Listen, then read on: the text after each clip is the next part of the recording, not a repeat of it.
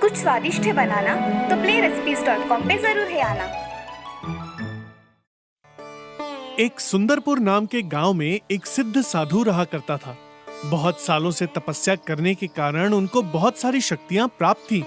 वो अग्नि, जल और वायु को काबू में रख सकते थे। एक दिन तपस्या करते समय तेज धूप होने के कारण उनको चक्कर आ गया और वो जमीन पर बेहोश होकर गिर गए। उसी गांव में 3 मित्र रहा करते थे जिनका नाम था सूर्या, नल और नील। वो तीनों बहुत ही पक्के मित्र थे। वो हमेशा एक साथ रहा करते थे। वो उसी दिन जंगल में घूमने के लिए जाते हैं और जंगल में घूमते घूमते सूर्या को वो साधु दिखाई देता है। अरे नल, नील, जरा देखो, ऐसा लगता है वहाँ उस बाबा को चक्कर आ गया है। चलो चलकर देखते हैं। हाँ हाँ चलो। ऐसा कहकर तीनों भाई वहाँ पर चले जाते हैं। वहाँ जाकर देखते हैं तो वहाँ बाबा बेहोश पड़े होते हैं। सूर्या उनके पास बैठकर उनके हाथ और पैरों की मालिश करता है। नल जाकर नदी में से पानी लेकर आता है और नील उनको एक कपड़े से हवा मारता है। तभी नल उनके मुंह में पानी डालता है और थोड़ा उनके मुंह पर छिड़कता है। थोड़ी देर बाद साधु को होश आ जाता है और साधु उठकर उन तीनों को देखता है और पूछता है, मेरी इतनी मदद की तुमने, तुम तीनों कौन हो वत्स? बाबा, हम जा रहे थे तो आप बेहोश दिखे तो हमने आपकी मदद कर दी। अब आपको अच्छा लग रहा है बाबा? हाँ, अब मुझे अच्छा लग रहा है। तुम तीनों ने मेरी इतनी मदद की, इसलिए मैं तुम पर बहुत खुश हुआ हूँ। सूर्या, जिसने मेरे पैरों की मालिश की, उसको सूर्य की अग्नि प्राप्त हो जाएगी। और नल, जिसने मुझे पानी पिलाया, उसको जल की ऊर्जा प्राप्त हो जाएगी, जिससे वो जहाँ चाहे जल उत्पन्न कर सकेगा। और तीसरी, नील के लिए, जिसने मुझे शीतल हवा की अनुभूति दी, उसको हमेशा वायु की ऊर्जा प्राप्त हो जाएगी और वो कभी भी अपने मन से हवा का निर्माण कर सकता है। ऐसी तीनों शक्तियां मैं तुम तीनों को देता हूँ, मगर इन शक्तियों का कभी भी गलत इस्तेमाल नहीं करना। ये सब सुनकर सूर्या, नल और नील बहुत ही खुश हो जाते हैं और साधु को प्रणाम करके वहाँ से चले जाते हैं। जाते जाते उनके मन में एक सवाल आता है, अगर ये सब शक्तियाँ सच में हमारे पास हैं, तो हमें इसका सही तरीके से इस्तेमाल करते आना चाहिए, नहीं दोस्तों? हाँ, तुम्हारा विचार तो सही है। चलो आजमा कर देखते हैं। हाँ चलो। अब सूर्या अपनी शक्ति से बोलता है, सामने वाला पेड़ जल जाए, वो पेड़ बुझ जाए। तभी उस पेड़ पर बारिश होनी शुरू हो जाती है और वो एक दूसरे की ओर देखते रह जाते हैं और बहुत खुश हो जाते हैं। वो हिरण हवा में उड़ जाए। उसके कहते ही वो जंगल का हिरण हवा में उड़ने लगता है। ये सब देखकर तीनों बहुत खुश हो जाते हैं और खुशी खुशी घर लौट जाते हैं। अगले दिन वो तीनों गांव में जा रहे थे, तभी उन्हें एक चोर चोरी करके भागता हुआ दिखाई दिया। तभी नील ने अपनी हवा से उसको खींच लिया और उसे पुलिस के हवाले कर दिया। आगे जाते हैं तो कुछ लोग खेत में कुछ काम कर रहे थे, मगर वहाँ बहुत घास जमा हो जाने के कारण वो बहुत परेशान थे। तभी सूर्या अपनी ऊर्जा से सारे खेतों की घास को जला डालता है और वो उन किसानों की मदद कर देता है। अब कुछ दिन बीत जाते हैं। तभी बारिश का मौसम आता है, मगर बारिश होने का नाम ही नहीं लेती। सारे गांव वाले बहुत चिंतित होते हैं। तभी नल अपनी शक्ति से सारे गांव में पानी की बरसात कर देता है। ये सब देखकर सारे गांव वाले बहुत खुश हो जाते हैं और अपने काम में जुट जाते हैं। ऐसे वो तीनों मित्र अपने अपने तरीके से लोगों की अच्छी तरह से मदद करते हैं। एक दिन गांव में एक घर में सिलेंडर फटने की वजह से बहुत भीषण आग लग जाती है। ये बात सारे गांव में फैल जाती है और उन तीनों मित्रों को भी पता चलती है। तब वो तीनों मित्र और लोगों की मदद करते हैं। नील की शक्तियों से वो तीनों उड़कर वहाँ पर उस जगह चले जाते हैं। सूर्या उस घर में चला जाता है क्योंकि उसे अग्नि से कोई खतरा नहीं होता। वो अटके हुए लोगों को निकालने घर में अंदर चले जाते हैं और नल सूर्या के साथ जाकर उस घर में लगी हुई आग बुझाने के लिए साथ में चला जाता है।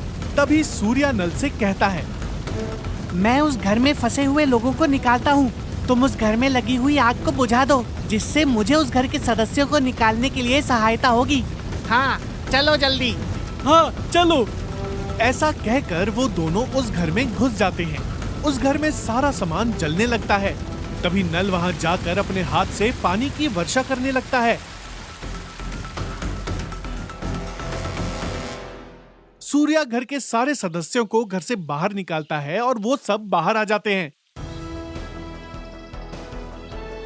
सच में तुम तीनों बहुत ही शानदार और मदद करने वाले लोग हो। तुम्हारा बहुत बहुत धन्यवाद। ऐसा कहकर सारे लोग उनकी प्रशंसा करने लगते हैं और फिर वो तीनों वहां से चले जाते हैं और गांव में अपना अपना काम करने लगते हैं। इस बात की चर्चा चारों ओर फैल जाती है और उनके गांव में उनके किए हुए काम को नवाजने के लिए कलेक्टर साहब एक कार्यक्रम आयोजित करवाते हैं। उसमें गांव के बड़े बड़े व्यक्तियों से लेकर छोटे मोटे लोग भी आमंत्रित थे। अब एक दिन कार्यक्रम का आयोजन होता है और वहाँ सारे लोग आ जाते हैं। तभी कलेक्टर साहब वहाँ पर आकर सबके सामने सूर्या, नल और नील का सत्कार करते हैं। ये त्रिरत्न हमारे लिए बहुत अनमोल है। हमें इनकी दी गई शक्तियों का आदर करना चाहिए। इन्होंने हमारे गांव की बहुत सहायता की है, इसलिए हम इन्हें सम्मानित करेंगे। कलेक्टर साहब उन तीनों को हार और शॉल देकर सत्कार करते हैं और ये सब देख सूर्या, नल और नील फूले नहीं समाते और वो अपनी शक्तियों का सही तरीके से इस्तेमाल करने लगते हैं और हमेशा लोगों की सेवा करते हैं। इस कहानी से हमें ये सीख मिलती है कि जिंदगी में कभी भी हार नहीं माननी चाहिए और सदा अच्छे कर्म करने चाहिए। किसी के बारे में बुरा नहीं सोचना चाहिए। कर भला तो हो भला। श्यामपुर नाम के गांव में एक रंगा नाम का आदमी रहा करता था। वो पेशे से चोर था। वो गांव में छोटी मोटी चोरियां किया करता था। रंगा बहुत ही रात पड़ने पर लोगों के यहाँ चोरी किया करता था। वो बहुत ही होशियारी से लोगों के यहाँ चोरियां किया करता था और चोरियां करने के बाद सारा चोरी का माल एक जगह जमा किया करता था। जमा करने की जगह थी उसका खुद का गैराज होने के कारण वो चुराया हुआ माल वहां गैराज में छुपा कर रखता था। अब ऐसे ही बहुत दिन बीत जाते हैं और उसका कारोबार अब बहुत बढ़ गया था और उसने अपने साथ 4 साथियों को भी अब रखा था और वो उसके साथ उसकी मदद किया करते थे और उसके बदले में वो उन लोगों को पैसे दिया करता था और उनसे काम करवा लेता था। काम के बदले में वो उनको बहुत खुश रखा करता था। एक दिन, अब बहुत हो चुकी है घर घर जाकर चोरी करना, कुछ अलग सोचना पड़ेगा। हाँ बॉस, आप सच कह रहे हो। अब हम ये धंधा नहीं करेंगे, हम कुछ अलग करेंगे। अरे अलग धंधा नहीं करना है, इसी धंधे को अलग तरीके से करना है। हम अब ये धंधा घर घर नहीं बैंक लूट कर करेंगे, इसमें हमें ज्यादा पैसे मिलेंगे। हाँ बॉस, ये अच्छा विचार है आपका। हमारे शहर में अब जगह जगह पर एटीएम लगे हुए हैं, क्यों ना हम बैंक ना जाकर एटीएम मशीन से पैसे चुरा ले। इस काम में ज्यादा मेहनत भी नहीं है, इससे हम ज्यादा कमा सकते हैं। हाँ बॉस, ये अच्छा आइडिया है। अब अगले दिन रंगा और उसके कुछ साथियों के साथ बैंक के एटीएम में जाकर वहां देख लेता है कि वो कैसे वहां से पैसे चोरी कर सकता है और उसे रात को चोरी करने का विचार बहुत अच्छा लगा और वो अपने साथियों से, साथियों, अब हमें चौकन्ना रहकर चोरियां करनी पड़ेगी। यहाँ हर जगह सीसीटीवी कैमरा लगे हुए हैं, इसकी हमें जानकारी चाहिए और हम इसमें दिखने भी नहीं चाहिए, समझे? नहीं तो पकड़े जाएंगे। जी साहब, आप जैसा कहेंगे वैसा ही होगा। अब चलो, हम रात को मिलेंगे। ऐसा कहकर रंगा और उसके साथी कुछ काम में व्यस्त हो गए और रात होने का इंतजार कर रहे थे। और रात होते ही रंगा और उसके साथी बैंक के पास चले जाते हैं और वहां जाकर देखते हैं कि कोई उन्हें देख तो नहीं रहा है ना। साथियों, यहाँ से लॉक तोड़ो और पैसे निकालो। साथी जोर जोर से हथौड़ा मारकर वहां से दीवार फोड़ने लगे। दीवार टूटते ही वो अब अंदर घुस जाते हैं और अंदर जाते ही साथी वो एटीएम मशीन उठाकर लेकर बाहर चले आते हैं। अब वो बड़ी गाड़ी में डालकर वो अपने अड्डे पर पहुंच जाते हैं। अब ऐसे ही बहुत दिन रंगा और रंगा के साथी एटीएम मशीनों की चोरी कर रहे थे और चोरी करने के बाद उनके सारे एटीएम मशीन उस गैराज में जमा हो गए थे। अब इन मशीनों का क्या करें हम इन मशीनों को बेच सकते हैं, मगर कुछ अलग तरीके से। वो कैसे? हम बेच सकते हैं? हम इसको बड़ा बनाकर उसमें हम एटीएम मशीन फिट करवा देंगे और वहां आप बैंक में बेचना, जिससे हम ज्यादा पैसे कमा सकेंगे। और हम उसमें एक ऐसा कोड सेट कर देंगे जिससे वो एटीएम मशीन जल्दी से हमें अंदर के पैसे निकाल कर देगी। ये बहुत ही अच्छी कल्पना है। हम आज ही अपना काम करने की शुरुआत कर देते हैं। ऐसा कहकर रंगा अपने साथियों के साथ बनाना एटीएम बनाने में व्यस्त हो जाता है और एक बड़ा विशाल बनाना बनाकर उसमें एटीएम मशीन की मशीन फिट करवा देता है। ये मशीन फिट करवाने के बाद उसमें रंगा अपना पासवर्ड सेट कर देता है और अब अगले दिन रंगा, मेरा मशीन रेडी हो गया। अब ये मशीन बैंक के मैनेजर को दिखाने के लिए लेकर चलते हैं। अब रंगा और उसके साथी मिलकर बैंक में वो एटीएम मशीन दिखाने के लिए चले जाते हैं। अब रंगा मैनेजर से, नमस्ते मैनेजर साहब। नमस्ते, क्या काम है आपको? और इतना बड़ा बनाना और उसमें एटीएम क्यों लगवाया है? अरे साहब, मैंने ये खास इस बैंक के लिए एटीएम मशीन बनवाया है। हमारे शहर में कितनी चोरियां हो रही है और आपको भी पता है ये एटीएम बड़ा बनाना एटीएम मशीन कोई चुरा कर भी नहीं लेकर जा सकता। ऐसे इसमें सेटिंग की है कि अब मैं चाहता हूँ कि ये आपके बैंक के थ्रू जनता की सेवा करे। बहुत अच्छा विचार है तुम्हारा।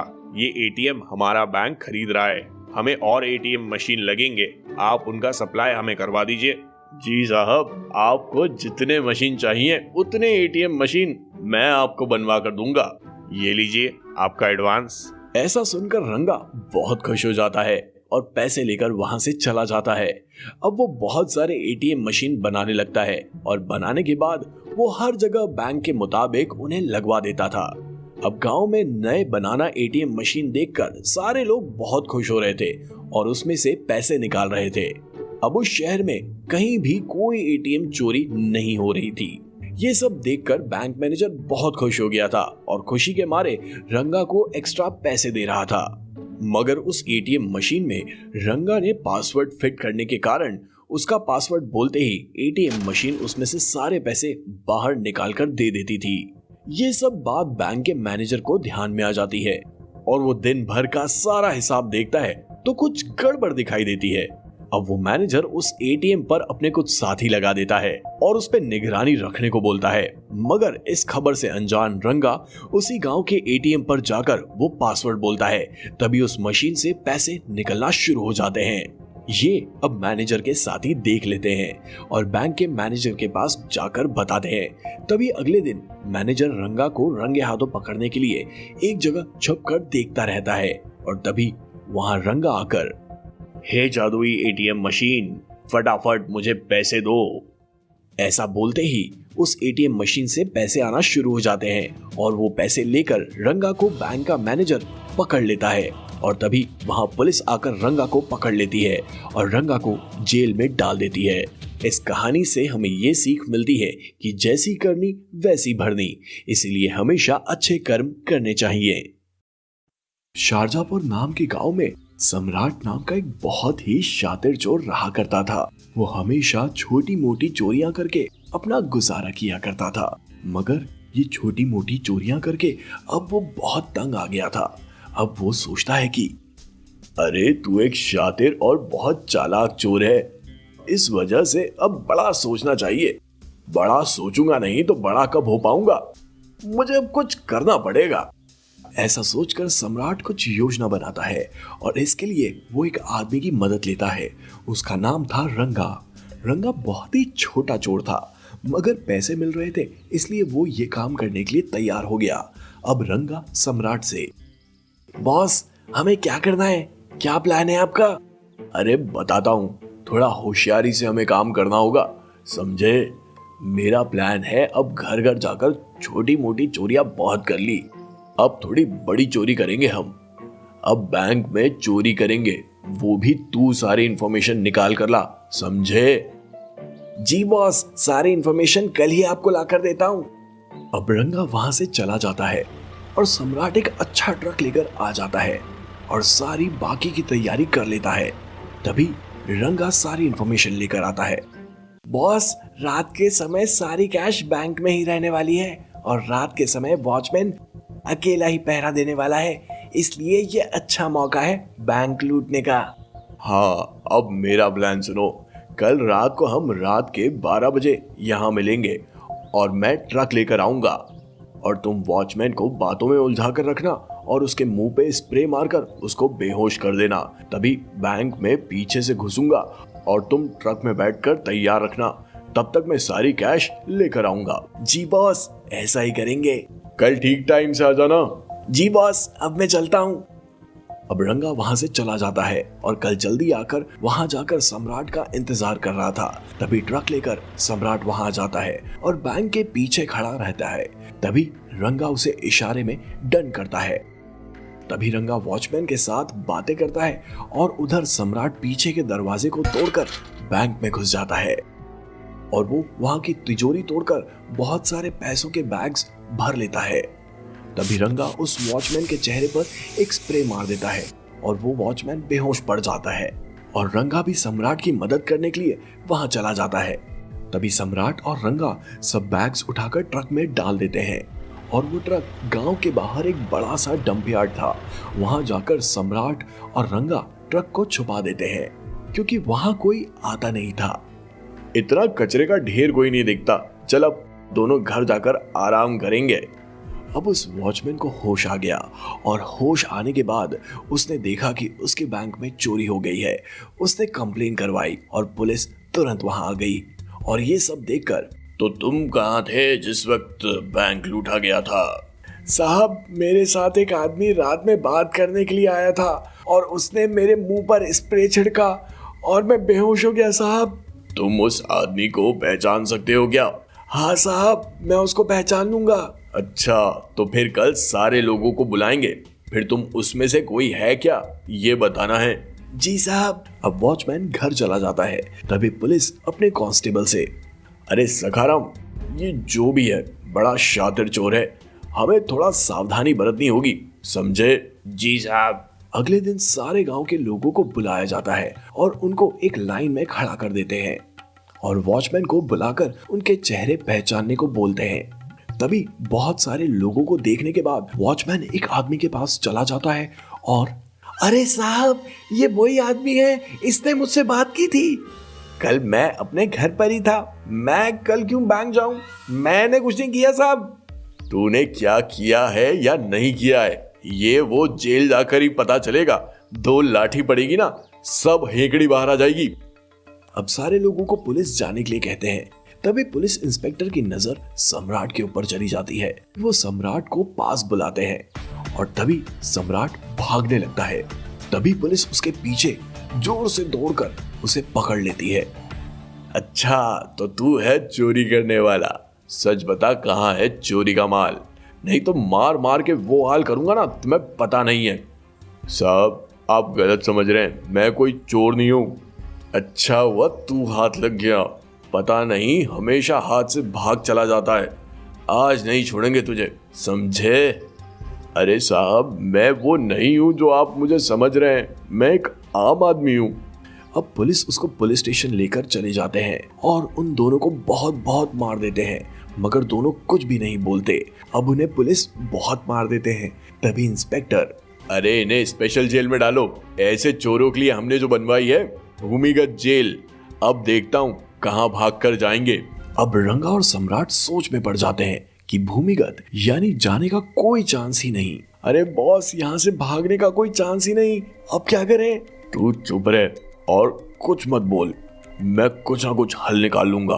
अब पुलिस उनके आंखों पर पट्टी बांधकर उस भूमिगत जेल में डाल देते हैं। अब इंस्पेक्टर उनसे बात करता है, अब यहाँ से भाग कर दिखाओ, हमेशा भागने के बारे में सोचते हो ना, अब देखता हूँ कैसे भागते हो। अरे साहब, हमें लगता है आप गलत समझ रहे हैं, हमने कोई चोरी नहीं की है, यहाँ अच्छी खातिरदारी होगी तुम्हारी, अकल ठिकाने आ जाएगी। अब वहां से सम्राट और रंगा रात के समय एक सुरंग खोदते हैं जो कि गांव के बाहर निकलती है। ये सब उनकी हरकतों पर इंस्पेक्टर नजर रखकर था, मगर उनको बोला नहीं। अब उनके पास से इंस्पेक्टर को बैंक के पैसे निकालने थे जो कि उन्होंने चुराए थे। अब वो दोनों 8 दिन में सुरंग खोद देते हैं और अगली रात को भागने की योजना बनाते हैं। इधर इंस्पेक्टर सुरंग के दूसरे वाले सुरंग के पास खड़ा हो जाता है और उसका बाहर निकलने का इंतजार करता है। तभी वहां किसी की आवाज आती है, चुप हो जाओ, उन्हें हम दिखने ना पाए। हमें बैंक के पैसे वापस चाहिए, समझे? जी साहब। अब सारे पुलिस अफसर अलग अलग जगह पर छुप जाते हैं और सम्राट और रंगा आने का इंतजार करते हैं। तभी सम्राट और रंगा बाहर आते हैं। उन्हें कोई नहीं दिखाई देता। उन्हें लगता है कि उन्हें कोई नहीं देखता। अब सम्राट रंगा से, अब यहाँ ज्यादा देर रुकना ठीक नहीं है। हम भेष बदलकर यहाँ से चले जाएंगे और यहाँ वापस नहीं आएंगे। चलो। अब सम्राट और रंगा डंपिंग में चले जाते हैं और वहां गार्बेज में छुपाई हुई उनकी ट्रक निकालते हैं और इधर उधर देखते हैं। उन्हें कोई देख नहीं रहा है, इसकी तसल्ली कर लेते हैं। अब ये सब इंस्पेक्टर दूर से देख रहे थे और ये दोनों ट्रक निकालने की जल्दी में थे। तभी इंस्पेक्टर सम्राट के सर पर बंदूक रखकर बोलते हैं कि चलो अब बहुत हो गया नाटक, निकालो ना पैसे। अब आया ऊंट पहाड़ के नीचे, अब चलो हमेशा के लिए जेल में। तू मारने पर बता नहीं रहा था, तो तू जो कर रहा था वही तरीका अपनाया। कैसा लगा मेरा तरीका? सम्राट चुपचाप इंस्पेक्टर की ओर देखता ही रह गया और रंगा तो हाथ जोड़कर माफी मांगने लगा। हमने ईमानदारी से पूछा तो तुमने बताया नहीं। अब जेल में सड़ो तुम दोनों के दोनों। कांस्टेबल, इन्हें लेके चलो, अब बाकी बहुत काम है, चलो। अब सारे पुलिस उन्हें पकड़कर जेल में डाल देते हैं और अब उन्हें भागने का इस बार कोई चांस ही नहीं होता।